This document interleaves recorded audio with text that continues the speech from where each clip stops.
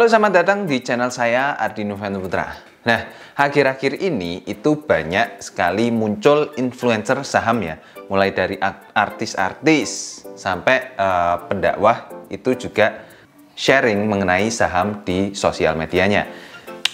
Pertanyaannya, apakah salah mereka pamer tentang sahamnya? Sebenarnya nggak salah, ini justru sangat bagus sekali untuk memotivasi atau untuk membuat sadar masyarakat Indonesia itu menjadi sadar akan investasi. Dan semakin banyak orang yang investasi di saham, itu juga akan memperkuat pasar modal di negara kita. Artinya ini sangat bagus sekali untuk negara kita.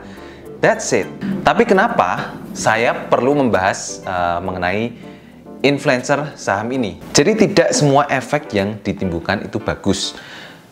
Karena memang orang itu cenderung untuk malas melakukan cek dan recheck sebelum melakukan tindakan. Jadi ya tidak hanya masyarakat di Indonesia saja, tapi masyarakat atau orang di seluruh dunia itu cenderung untuk malas melakukan cek dan recheck terlebih dahulu. Efeknya mereka akan latah ya, akan mengikuti langkah-langkah yang dilakukan oleh si influencer sendiri ya.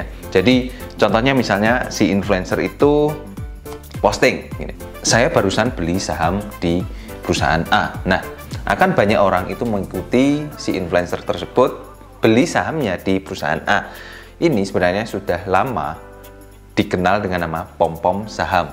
Nah, pom-pom saham ini sebenarnya itu tidak bagus karena jadi gini loh, memang si influencer itu sudah beli saham di A ya, tapi orang juga akan banyak yang beli sahamnya di perusahaan A. Akibatnya saham tersebut akan naik terus dan naik terus seiring orang makin banyak beli di perusahaan A. Tapi ketika harganya itu sudah naik dan banyak yang melakukan aksi profit taking atau menjual saham tersebut. Nah, orang yang beli di terakhir-terakhir ini itu akan rugi karena beli bukan pada saat harganya itu naik, tapi pada saat harganya sudah turun. Kok bisa? Ya karena ketika harganya naik itu banyak orang yang sudah mengambil keuntungan di harga saham yang naik itu.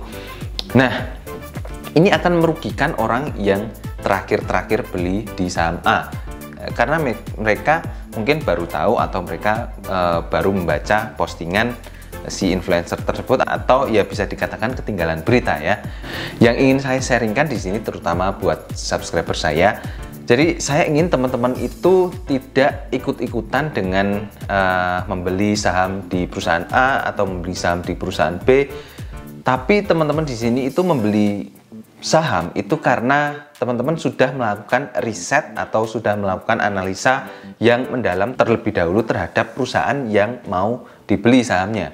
Jadi alasan teman-teman untuk membeli perusahaan tersebut itu bukan karena ikut-ikutan, tapi memang karena fundamental atau kondisi dari perusahaan tersebut memang sangat bagus. Sehingga ketika perusahaan tersebut berkembang dan harga sahamnya ikutan naik, baru akan dijual. Tapi biasanya kalau sahamnya semakin naik akan sayang untuk dijual, bahkan akan ditambah terus beli saham di perusahaan tersebut. Kalau teman-teman perhatikan ya, investor yang sudah gede ya, misalnya kalau di Indonesia itu Lo Keng Hong, atau kalau teman-teman belum kenal dengan Lo Keng Hong, investor internasional yang sudah terkenal yaitu Warren Buffett ya.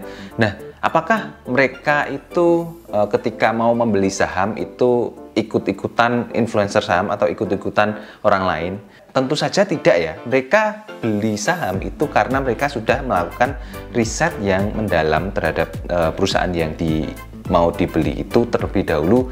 Mereka melakukan riset terlebih dahulu sehingga kalau memang perusahaan itu berkinerja bagus itu mereka akan beli. Dan ketika si Warren Buffett atau Lo Keng Hong ini beli di saham tersebut, banyak orang akan mengikutinya, banyak investor juga akan mengikutinya. Padahal Warren Buffett atau Lo Keng Hong ini beli saham di perusahaan A itu tidak pamer-pamer atau tidak menunjukkan bahwa mereka beli di saham perusahaan A.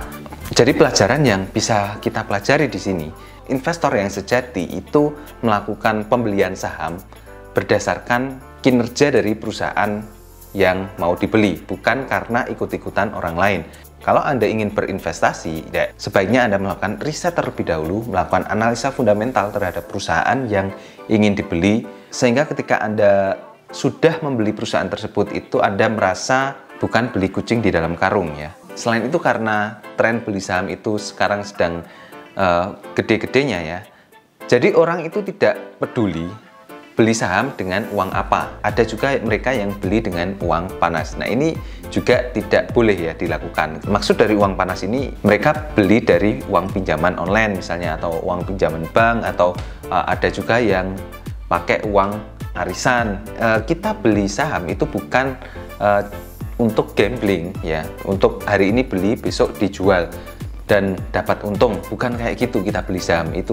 Ibaratnya kalau kita beli saham itu kita beli perusahaan yang kita rawat dan kita keep ya sampai perusahaan tersebut berkembang.